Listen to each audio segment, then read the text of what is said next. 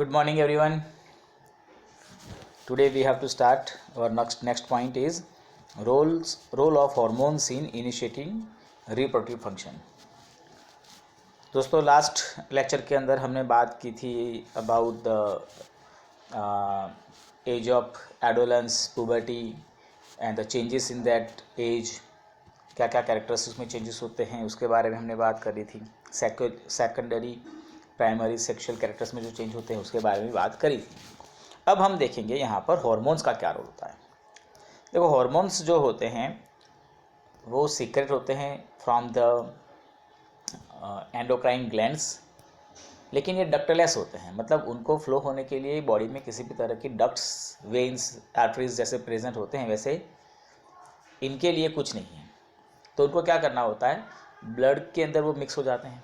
They secrete directly into the blood जैसे पूरे body में घूमता है तो साथ साथ में ये हार्मोन्स को भी लेकर जाएगा. जाना कहाँ है इनको, तो जहाँ पर जिस ऑर्गन के ऊपर उनको अपना इफेक्ट शो करना है, जिसको हम कहते हैं target site. They have to reach towards the target site and then by receiving this hormone the target site उसको रिस्पॉन्ड करते हैं. तो ह्यूमन में ऐसे नंबर्स ऑफ ग्लैंड्स हैं जिनके अंदर से testes and ovaries they are found into the males and females accordingly and they secrete sex hormones. मतलब टेस्ट हैं वो टेस्टिस जो है वो टेस्टोस्टेरोन को सिक्रेट करता है एंड ओवरीज जो है वो इस्ट्रोजन को. And you have just learned that these hormones are responsible for the male and female secondary sexual characteristics. Further, the sex hormones are under the control of hormones from the pituitary gland. Pituitary gland which is located into the brain. और वो क्या करते हैं तो बाकी सारी glands को वो कंट्रोल करती हैं. So the pituitary secretes many hormones and one of which makes ova mature in the ovaries and sperm form in the testes. तो पिट्यूटरी ग्लैंड जो हैं वो कंट्रोल करते हैं बाकी सभी हार्मोन्स को. तो उसी के इफेक्ट में या उसी के इन्फ्लुएंस में ये जो टेस्टिस है उसके अंदर स्पर्म का फॉर्मेशन होगा और ओवरीज के अंदर ओवम का फॉर्मेशन होता है. तो देखो hormones from pituitary stimulates testis and ovaries. Pituitary में से हार्मोन निकलेगा, वो हार्मोन जो है वो टेस्टिस और ओवरी को स्टिमुलेट करेगा, एक्साइट करेगा, जिसकी वजह से टेस्टिस जो है उसमें से टेस्टोस्टेरोन, ओवरीज जो है उसमें से एस्ट्रोजन सीक्रेट होंगे. ये कहाँ सीक्रेट होंगे दोस्तों, तो चाहे वो सीधे ब्लड स्ट्रीम में सीक्रेट होते हैं, वहाँ से वो अपने टारगेट साइट पे पहुँचेंगे और टारगेट साइट पे पहुँचने के बाद वो उस बॉडी में जो भी चेंजेस करने हैं वो करेंगे. ऑनसेट ऑफ प्यूबर्टी, मतलब प्यूबर्टी की एज पे जैसे हमने कहा था कि भाई जो बॉयज़ हैं तो उनकी क्रैकिंग साउंड होगी, चेस्ट ब्रॉड होगी, moustache and beard will be seen on the facial, मतलब फेशियल हेयर्स आपको देखने को मिलेंगे. उसी तरह से फीमेल के अंदर feminine voice, soft skin, enlargement of breast, ये सब जो देखे थे वो फीमेल के कैरेक्टरिस्टिक्स थे. तो ये सब चेंजेस जो हैं वो इसके इफेक्ट में आपको देखने को मिलेंगे. Now reproductive phase of life in humans. तो adolescence become capable of reproduction when their testis and ovaries begin to produce gametes. तो जब ये टेस्टिस और ओवरीज जो हैं वो अपने अपने सेल, सेक्स सेल जिसको बोले जाते हैं या गैमेट्स बोले जाते हैं, वो रिप्रोड्यूस करने का मतलब उनका प्रोडक्शन स्टार्ट कर देते हैं, तब जाकर एडोलेंस जो है वो कैपेबल हो जाता है. So the capacity of maturation and production of gamete last for much longer time in males than in females. हाँ, अब यहाँ पर दोनों ही केस में देखा जाए तो फीमेल के कंपेयर में मेल के अंदर जो ये प्रोडक्शन है गैमेट्स का वो लॉन्ग टाइम तक चलता है, इवन दो कभी कभी तो ये लाइफ टाइम भी होता है. वेरएज फीमेल में वो रेस्ट्रिक्टिव होता है, कुछ एज के बाद उनके अंदर ओवम का या ओवा का रिलीज होना बंद हो जाता है. In female the reproductive phase of life begins at the puberty nearly 10 to 12 years and it generally last till the age of approximately 45 to 50 years. मतलब उनके अंदर जो एग का जो प्रोडक्शन होता है it will last 10 to 12 years to 45 to 50 years. The ova begin to mature with the onset of puberty, and one ovum matures and is released one by ovaries once in about 20 to 30 days. तो जो दो ovaries होती हैं उनमें से एक ovum, एक ओवा, एक एग रिलीज होता है, और वो भी वन बाय वन, मतलब एक वन टाइम लेफ्ट ओवरी से अगर ओवा रिलीज हुआ तो नेक्स्ट टाइम फिर राइट साइड से होगा। एक ही एग होगा नियरली 28 to 30 डेज के अंदर, मतलब एक रिलीज़ हुआ है आज तो फिर दूसरा जो होगा वो 28 to 30 डेज के बाद दूसरा एग होगा, और ये चलता रहेगा ये सिलसिला 45 to 50 ईयर्स की एज तक। So during this period the wall of uterus becomes thick so as to receive the egg. अब हमने रिप्रोडक्शन में जो ऑर्गन्स है उसके बारे में देखा, तो ओवरी में से एग रिलीज होने के बाद उस एग को जाना है यूटेरस तक। यूटेरस में वो इम्प्लांट होगा, वहाँ पर अगर स्पर्म आए होंगे और उनका फर्टिलाइजेशन हुआ होगा तो बच्चे का जो डेवलपमेंट होने वाला है वो होगा यूटेरस में। तो जैसे यहाँ पर एग रिलीज होता है, यूटेरस जो है उसकी वॉल जो होती है वो ब्लड कैपिलरी से फिल होना स्टार्ट कर देती है और वो थिक होती है। इसका रीज़न ये है कि अगर वहाँ पर फीटस इम्प्लांट होता है तो उस बच्चे को न्यूट्रिएंट्स देने के लिए ज़्यादा से ज़्यादा ब्लड की ज़रूरत होगी। So in case it is fertilized and begins to develop, this result in pregnancy. So if fertilization does not occur, चलो अब ये केस था कि अगर फर्टिलाइजेशन हुआ है तो उस फर्टिलाइज्ड एग को या फीटस को वहाँ पर न्यूट्रिशन मिल आ जाएगा, लेकिन अगर फर्टिलाइजेशन नहीं हुआ तो क्या हुआ, तो the released egg and the thickened lining of the uterus along with its blood vessels are shed off.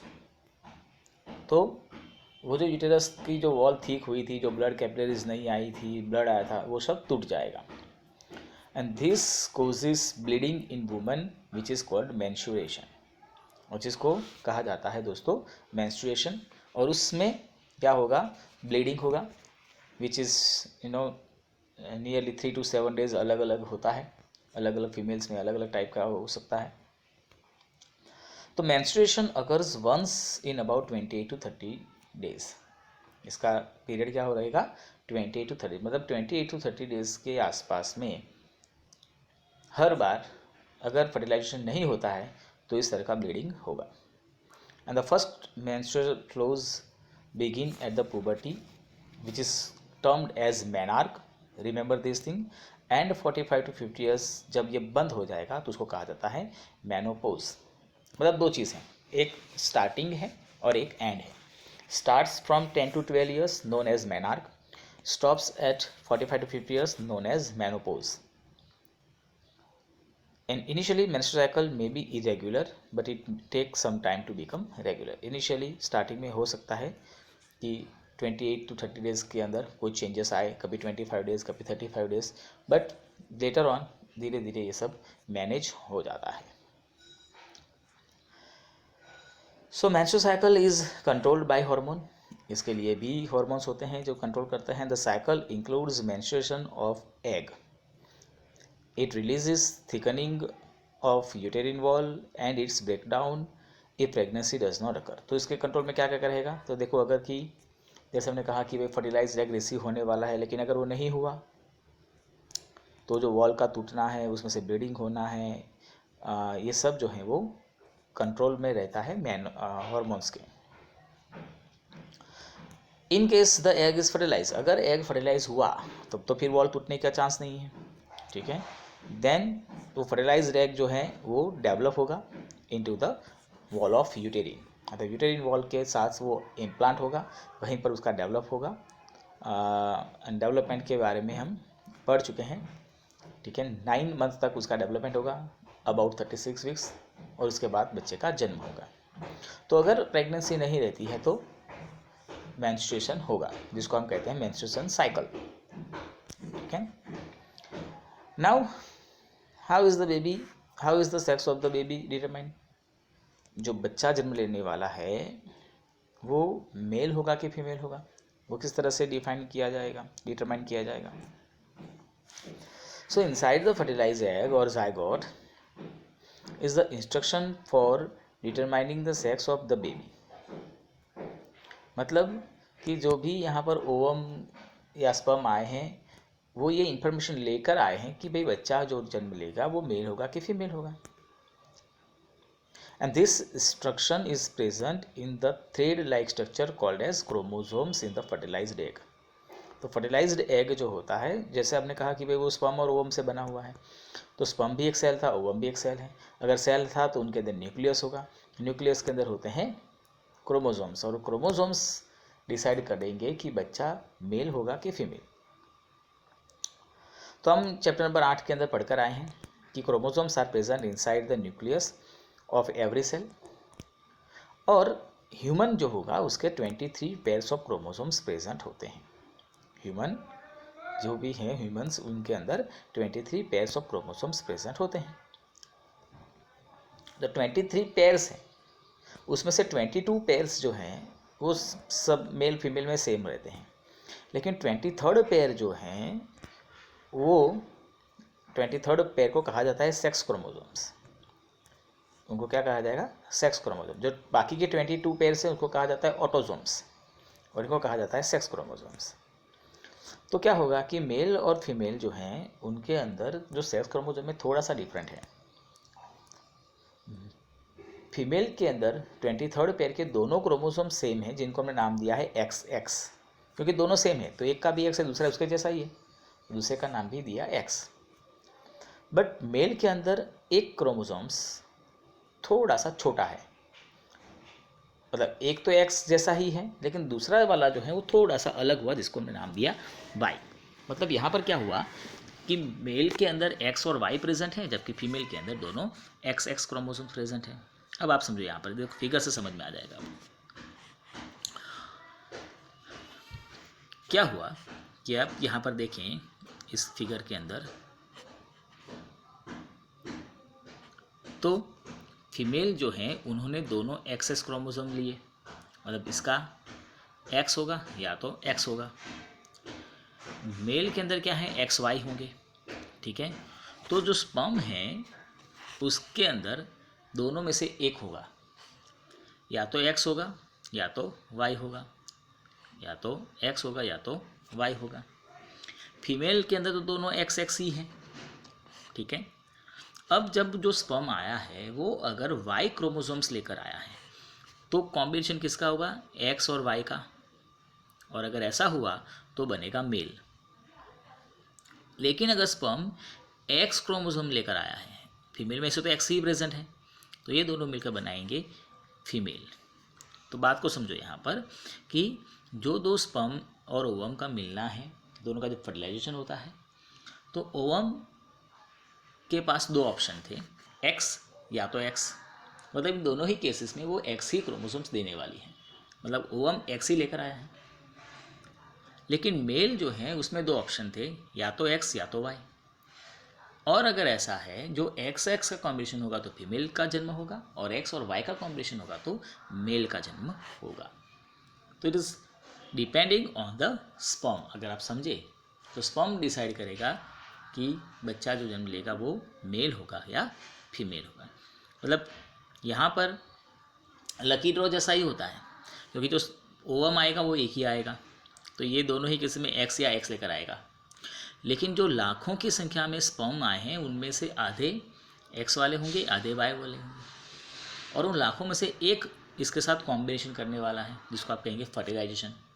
तो वो एक कौन सा निकलेगा हमें पता नहीं।